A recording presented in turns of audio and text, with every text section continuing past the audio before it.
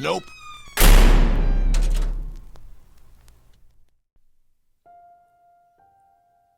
I moved my arm towards Pinto, and my back erupted into a spasm of pain.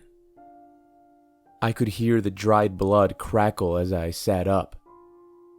My body screamed in pain as I looked around for the car I'd passed out in. The front of it was crumpled against the side of a ditch running along the road, and the driver's side door was open. I must have tried to crawl out at some point of consciousness during the blackout, but I'd only made it about 20 feet or so. Pinto whined as he watched me, and I suddenly remembered what I'd been running from. The smell of rotting flesh brought me back to my senses, and I looked around for the creature who'd torn my back open. I heard him before I saw him. A clicking to my right. A gibberish. I tried to turn my head in the direction of the noise, but pain shot through my neck, and I had to turn my whole body instead. The slack face of the dead man I saw earlier stared back at me, its anguish multiplied by the light from the moon and stars filtering down on it.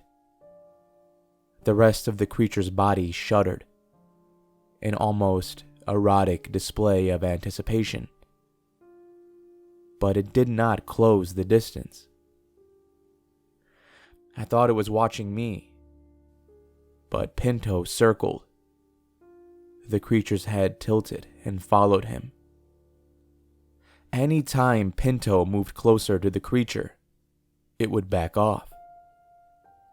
Pinto had his own eyes locked on the strange face and alternated between whines and snarls, waiting for something to happen. The creature moaned in return, the sound coming from deep within its chest.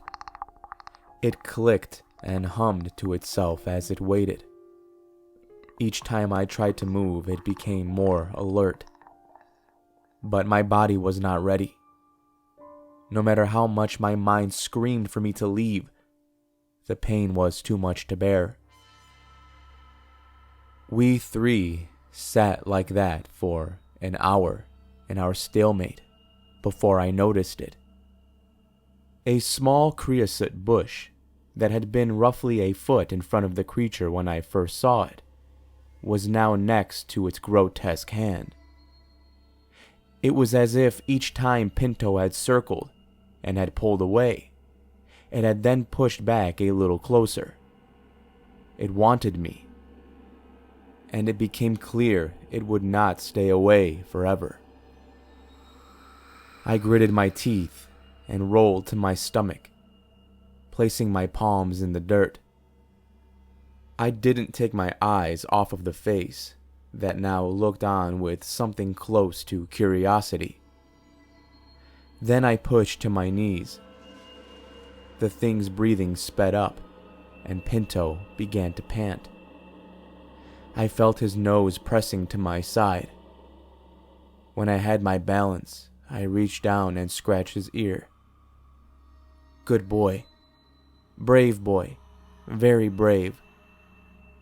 I felt tears began to fall as I realized how thankful I was not to be alone. As I spoke, the monster tilted its head and began reaching towards me. It stopped its non-word gibbering. Sounds escaped from it, like they were pushed by a pump through bone-dry vocal cords. Good boy, good, brave, brave, good, very boy. It watched. It waited for me to react, and then it repeated itself, varying the pitch. Good boy, good, brave, brave, good, very boy. I wanted to throw up, the smell of rotten meat increasing as it mimicked me, and reached out. With a renewed sense of fear and necessity, I pushed all the way to my feet and slowly turned down the road towards the small rise ahead of me, using every bit of my will to look away from the creature behind me, still repeating its nonsense phrase to itself. I wasn't sure how far I'd make it in the car, but I'd at least know if I had a chance, if I could just see anything from the top of the hill. I began to walk. Each step was agony as my entire body rebelled against what it was being called to do. Injuries and exhaustion had broken me, but I kept moving, slowly. Pinto beside me, and the monster behind. Unlike when it had been stalking me and matching its footsteps to my own, now it was merely waiting for me to fall and for my body to give out. It spoke to itself behind me, clicking, shaking, moaning, repeating what I'd said to Pinto. Sometimes it whistled. Always it breathed, a breathy, wheezy thing filled with hunger and anticipation. 100 yards later, Pinto and I began to crest the rise and were able to see down. The lights of the Welcome Center and information area glowed below us, fewer than 500 yards away. For the first time since I awoke, I felt like I had a chance. I kept moving as Pinto began to whine. Whatever this creature was, it knew the lights meant its next meal, or victim, or whatever I was, could escape. It began to test how close it could get to the dog and me. I couldn't look, but I could hear it shambling, keeping pace, its breathing getting louder as it closed in. I imagined I could feel its hot, putrid breath on me. Pinto would periodically turn around and growl, buying us a bit of space, but that space lasted less and less time with each warning. It continued to speak to itself, now focusing on just one word. Boy, boy, boy, boy, boy, boy. I wanted to scream, wanted to turn, I needed to run, but I couldn't. With 200 yards left to go, I wondered how long it would be before Pinto's bravery broke, and he made for the lights on his own, leaving me to die within sight of salvation. I wouldn't have blamed him. He was a res dog, and I was just a guy who'd given him cheap deli slices and a car ride. Was that worth dying for? But he stayed, and we walked. And with less than a football field's distance to go, I stumbled. My weight carried forward, and I fell. And all of the parts of me I'd forced to work, all the parts I'd forced to continue despite injury and exhaustion, gave out. I tried to get my hands under me, but couldn't. They wouldn't lift. I began to cry. The fine dust of the road caked onto my lips and in my nose. The breathing behind me grew even more excited. Now it just had to wait out or scare off the dog. Pinto began to cry, nuzzling at my face, licking the dust from my cheeks. I tried to make a noise like a kissing sound so he'd stay close to me, but the dust on my lips made it hard.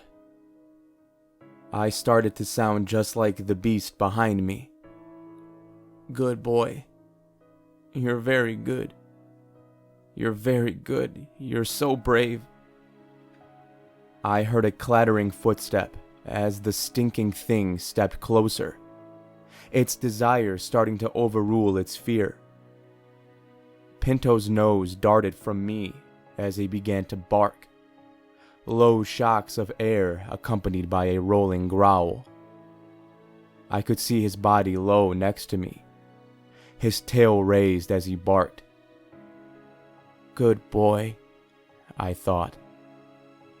I closed my eyes, not wanting to see my death approach. My head hurt, my body hurt. I had failed to survive. Just then, the sound of a whistle tore through my brain, followed by a horrifying scream of pain. Was that me screaming? Before I could figure it out, I departed into darkness. And there was nothing for a while. When I opened my eyes again, it was to a fluorescent light overhead and a beeping beside me. My body ached, but I was alive. After a moment of grogginess, I panicked and began looking for Pinto, terrified he was gone and I was unprotected. I lifted my head and saw 2 chairs in the corner, one holding up a curled dog with his tail over his nose, the other holding a sleeping man in a Navajo tribal police uniform. His head was on his chest, and his dark black hair was shiny in the lights. As if he could sense me stirring, Pinto woke up before I could say anything. He jumped from the chair and began circling the bed, whining and wagging his tail. He had a clean white bandage on his side. His whining awoke the man in the chair. He immediately stood up and went to the side of the bed. I blinked my eyes and looked at the badge on his chest. T. Yazi.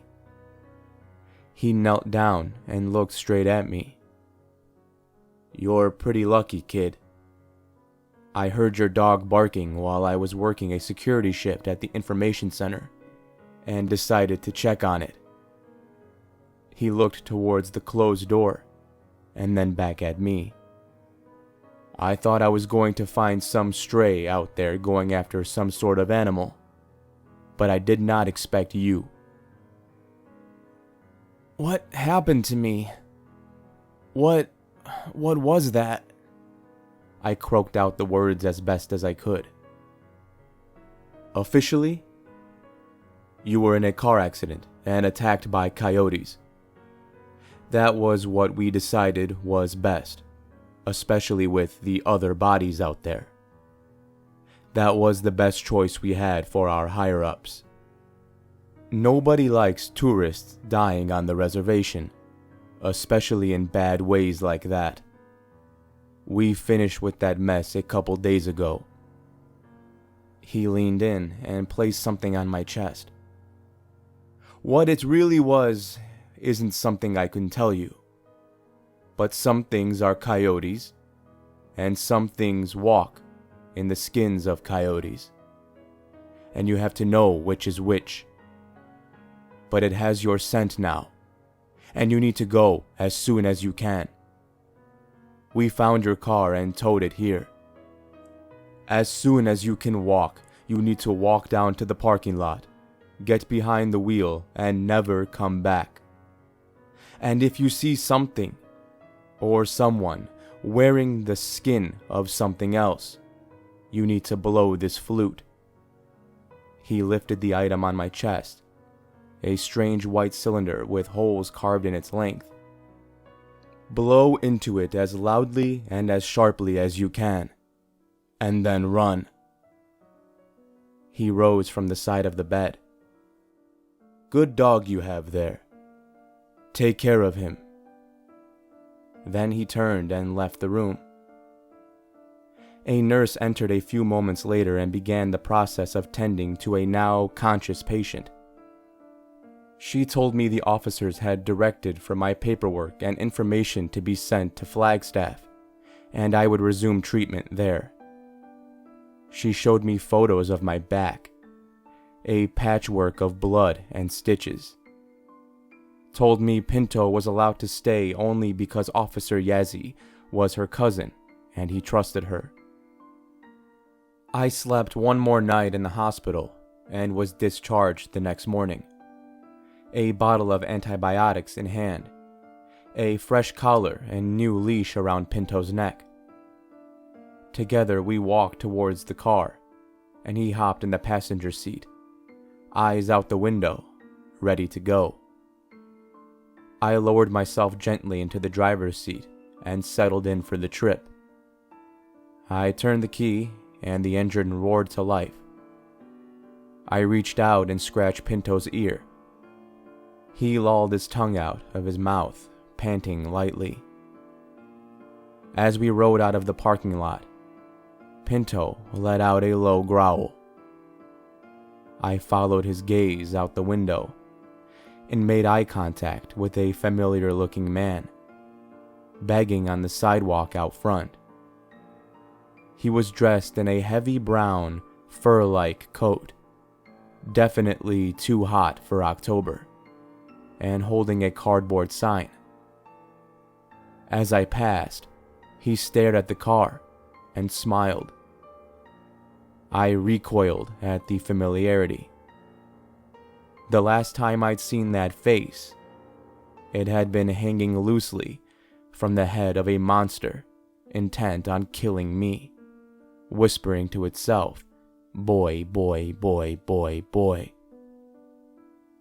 I pushed the pedal to the floor and didn't stop until the reservation was behind me. The entire way, I clutched the flute to my chest and hoped I'd never hear Pinto growl into the darkness again.